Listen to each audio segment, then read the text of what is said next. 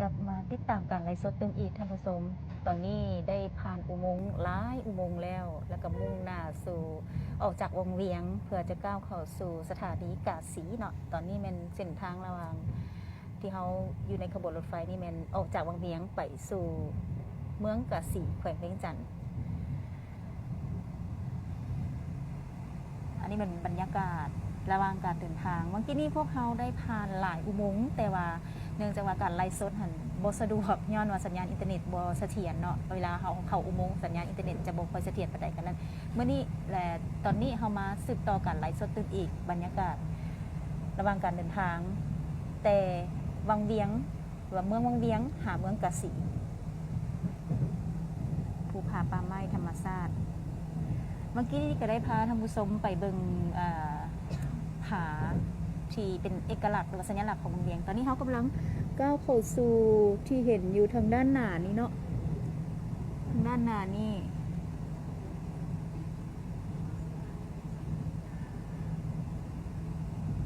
ให้เบิ่งรางรถไฟไปนำระหว่างการเดินทางแล้วก็ผสมประสานกับธรรมชาติไปพร้อมผู้ใดที่ติดตามเพจของพวกเขาเพจย้าย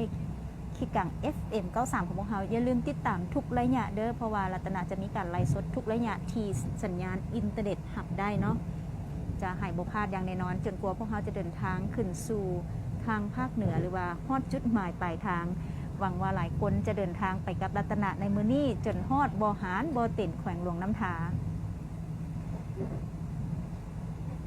ระหว่างการเดินทางที่ผ่านมารัตนาก็ได้พาท่านผู้ชมนั่นไปเบิ่งทางด้านในของรถไฟเนาะของขบวนรถไฟไปเบิ่งทางด้านในการปฏิบัติหน้าที่เวียกงานของเจ้าหน้าที่ต่างๆซึ่งนี่เป็นอิงตามข้อมูลของทางรถไฟลาวจีนเพิ่นให้ฮู้ว่ามื้อนี้นี่นะมื้อวันที่20ตุลานี่แม่นขบวนรถไฟลาวจีนขบวนนี้แม่นเข้าสู่ขั้นตอนการตรวจสอบเทคนิคเครื่องที่ว่าการเคลื่อนที่อย่างรอบด้านซึ่งนี่ก็เป็นการแสดงให้เห็นว่าได้เริ่มเข้าสู่การนับถอยหลังในเมื่อพิธีเปิดนำไส้ขบวนรถไฟอย่างเป็นทางการท่านผู้ชมและเวียกงานดังกล่าวนี้ว่าเวียกงานกวดกาเทคนิคครั้งนี้นี่ประกอบมีเพิ่นจะมีการกวดล้างรถไฟระบบสนองไฟฟ้าแล้วก็ว่าแหงลากของขบวนรถหรือว่าแหงลากแกของขบวนรถส่งสินค้าบ่ว่าจะเป็นขบวนรถโดยสารเพราะว่าดังที่เฮาฮู้เนาะว่าเส้นทางรถไฟแล้วจีนสายนี้นี่แต่นครหลวงเวียงจันทร์หาภาคใต้ของจีนนี่แม่นจะเป็นการขนส่งผู้โดยสารแดแล้วก็เป็นการลำเลียงสินค้าแดอันนี้เป็นเข้าในเป้าหมายยุทธศาสตร์หนึ่งแล้ว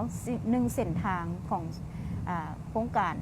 ขอริเริ่มของท่านประธานสีจิ้นผิงเนาะแล้วก็ยังเป็นเส้นทางแห่งมิตรภาพลาวจีนน้ำอีกและก็เป็นอีกหนึ่งเส้นทางที่จะเฮ็ดให้ประเทศลาวจากประเทศที่